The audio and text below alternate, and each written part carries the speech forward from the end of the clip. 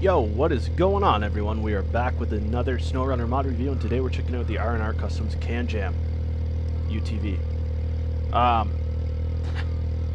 We're about to jump into it, guys, but before I do me a huge favor. Drop a like on the video. Make sure you drop a sub on the channel. We're going to take this whippersnipper down through the normal torture test, and this is going to be the final comparison here in Northport, Alaska. And we're going to shift into more contracts, walkthroughs, etc. of the new phase. And get ready for year 2. I'm super excited for year 2. But again, you guys know what to do. Drop a like on the video. Make sure you drop a sub on the channel, guys. We're going to jump into it.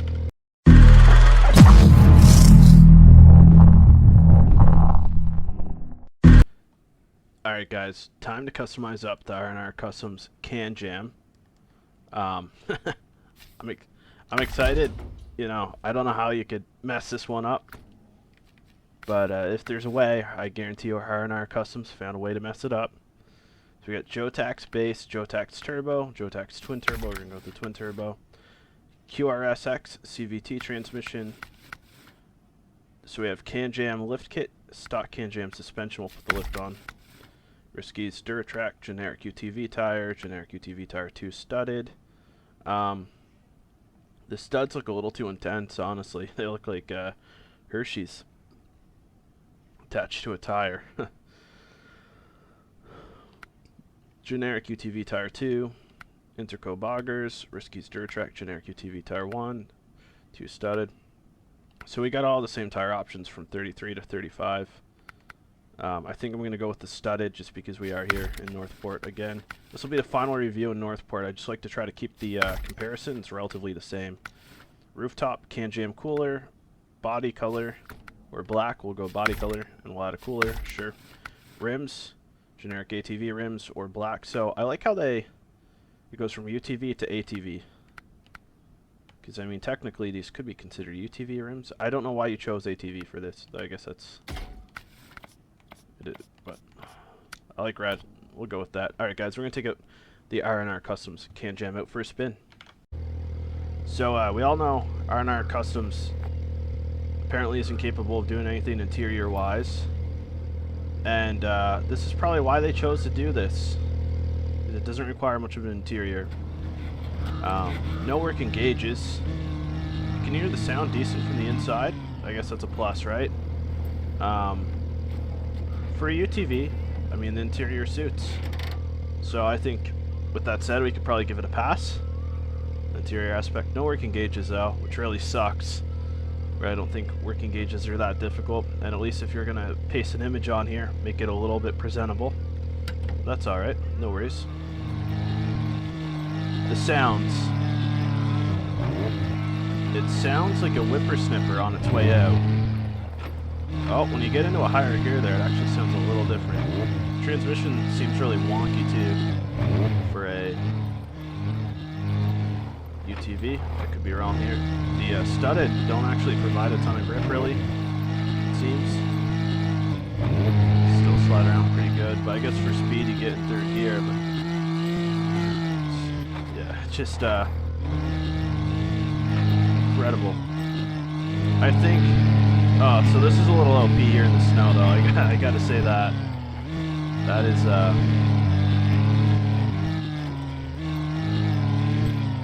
very OP, but you know what? Is it OP? I don't know. I think it depends on opinion. I actually don't. Now that I'm kind of circling back, I wouldn't say it's OP. It's more powerful. It's scary. This Can-Am's a lot more powerful than the Yeti. But at the end of the day, it really sounds like RR CUSTOMS went and borrowed someone's mom's whippersnipper lawnmower and put a mic in front of it while they were doing their morning chores. That's kind of what I'm hearing. Chainsaw whippersnipper sound. I don't know. It's a mix. Lawn care. Either one of them works in lawn care, but I don't know if they can work as young as they are, or they're getting their chores done and trying to get some sound profiles in the process.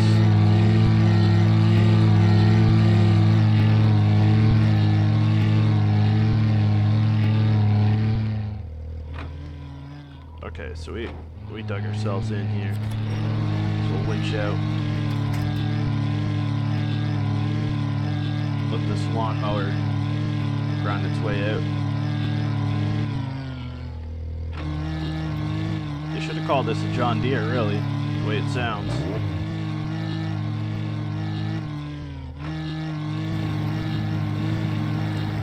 So in the snow, I don't want to say it seemed OP. It seemed very balanced. Actually, you know what? Very balanced. It seemed very balanced in the snow.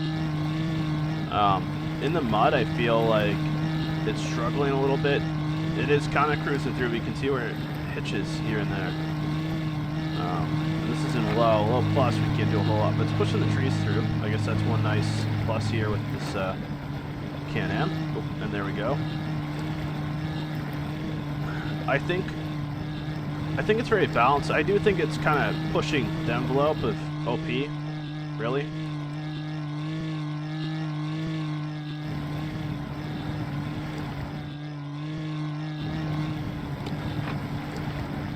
Also, big shout out to RR Customs for not throwing a temper tantrum after their mid-afternoon nap yesterday once I published that video. Outstanding shout out for that. We're stuck here almost. I'm not going to winch because I don't think I need to, right? I should be more than capable of getting out of this little tiny rut. Jiggle it a little bit as you would IRL.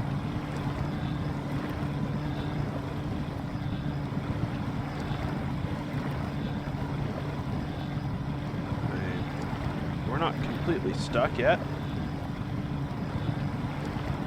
Okay.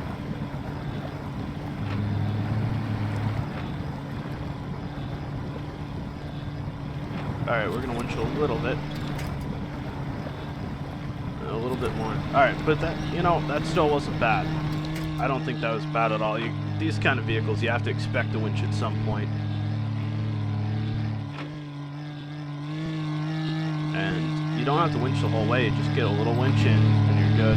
High gear seems to be E geared, but I mean, that's probably to be expected. The suspension play is nice, very balanced.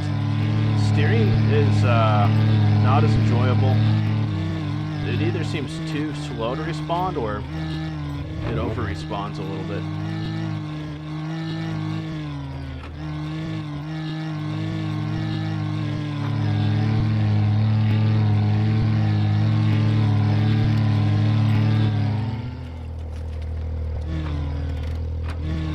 The sound while accelerating doesn't match the idle sound at all. I will also say that. So aside from non-working gauges and the sound, this is actually not that bad.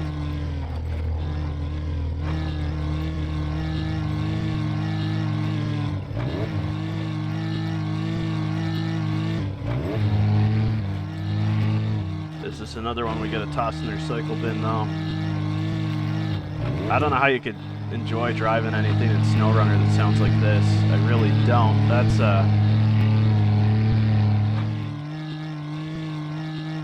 it's a hard pass for me. We're almost the end here, guys. I know those that are watching are probably suffering too. I wish there's a way to mute this engine sound entirely. Oh. Maybe they need to come out with an electric version since they can't do sounds apparently. The idle itself, okay? It sounds good. Neutral isn't that bad either as you rev. But it's so whiny otherwise. Way too whiny. And that's the end of this mod review. I don't know what else to say. RR Customs, do better. You're capable of more. You know you are. I don't know why you do this. The sound, whoever tested this and told you this sounded great is really wrong. It sounds like a whippersnipper or a chainsaw or a lawnmower or the combination. And if you're getting your sound profiles from doing landscaping or doing your daily chores, I really think you need to reevaluate how you build these mods. Also, this interior required no effort at all. The one thing you could have put in, guys, was working gauges. Is that difficult to do? I mean, anyways, my verdict is I still don't think this is one you should bother downloading. This is definitely one for the recycle bin or the trash bin, as we put it with the last one. But Thank you for tuning in, guys. We'll catch you with the next one. For those of you that have downloaded this mod and tried it, comment below, let me know what you think about it. Unlike some people like RR Customs and half the mod developers in SnowRunner or content creators, I'm not going to delete the negative comments. You're all entitled to your opinion, and I know that there's going to be people that loves this because they really want to drive a CANTJAM in SnowRunner. But if you look past the flaws and you can drive it, that's awesome. Kudos to you. But if you're not someone that loves this, don't be afraid to voice your opinion, because these guys can't do anything different if you don't tell them that they should. Also, another texture glitch issue down at the bottom of the door. I did test on a separate PC. It's definitely not my hardware, but I did test on a separate PC, and it's not the only one that seems to glitch out like that. It does on the other door, and it seems to on a couple of other models that they've made as well. So, but you know what to do, guys. Drop a like on the video. Make sure you drop a sub on the channel. We'll catch you with the next one.